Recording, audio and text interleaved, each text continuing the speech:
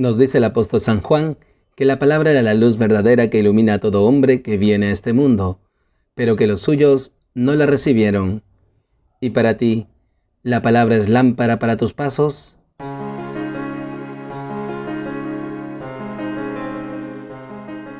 Bienvenidos, queridos hermanos, soy el Padre Ángel Gabriel y esto es Lámpara para mis pasos. Hoy, jueves 29 del tiempo ordinario, el Evangelio nos enseña sobre la división de Jesús. A partir de ello, quisiera compartirles 3 enseñanzas. 1. El fuego de Jesús. El Evangelio nos narra que en aquel tiempo dijo Jesús a sus discípulos: «He venido a prender fuego en el mundo, y ojalá estuviera ya ardiendo. Tengo que pasar por un bautismo, y qué angustia hasta que se cumpla». Jesús, queridos hermanos, sigue instruyendo a sus discípulos sobre las actitudes que han de observar ante su venida.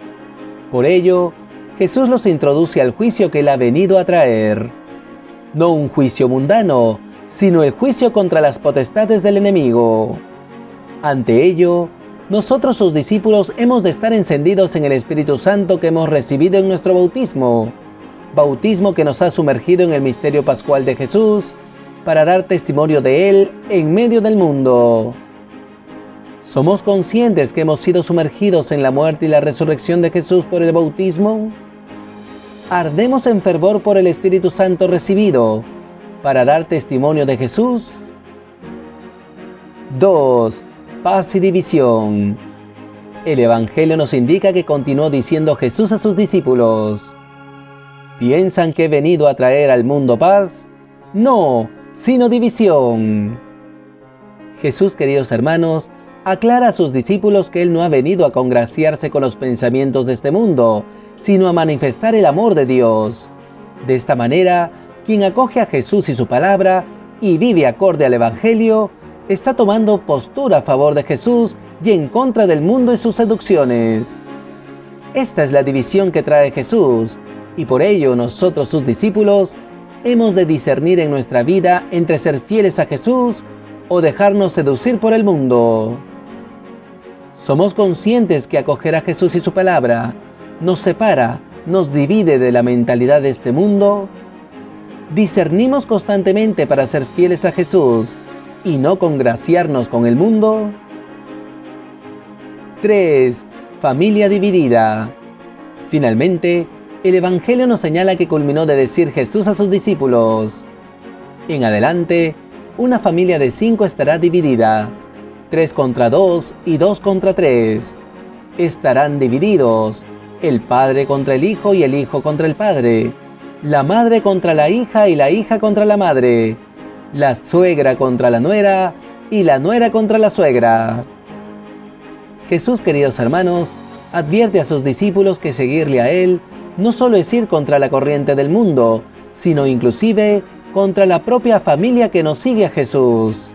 Con ello, Jesús nos exige que el amor a Él es prioritario frente a la familia, y que ante el rechazo familiar por su causa, la división es el precio que hemos de pagar los discípulos, si queremos ser administradores fieles a la palabra y solícitos en el servicio a los demás. ¿Somos conscientes de la división familiar que se suscita cuando seguimos con radicalidad a Jesús? ¿Amamos a Jesús sobre todas las cosas, incluso si ello acarrea el rechazo de los que amamos en este mundo?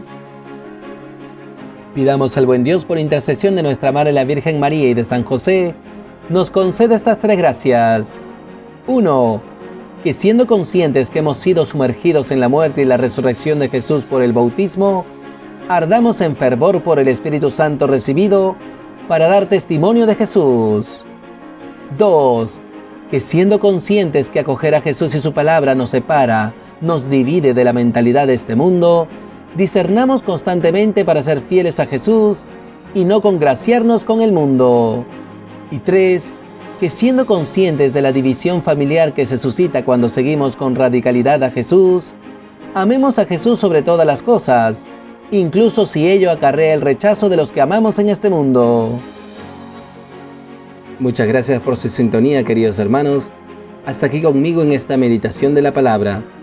Soy el Padre Ángel Gabriel Y esto fue Lámpara para mis pasos. Que Dios nos bendiga a todos.